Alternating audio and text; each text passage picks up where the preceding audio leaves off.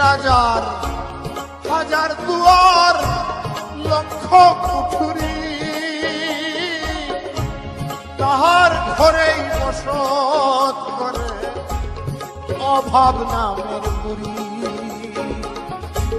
রূপার কাঠে বৈশাখ বুড়ি মজা কুয়া খায়, হায়রে রূপার কাঠে বৈশাখ বুড়ি মজা কুয়া খায়। ধনে মান্য রাজার শোনে অভাব ইচ্ছা গায়, হায়রে অভাব ইচ্ছা গায়।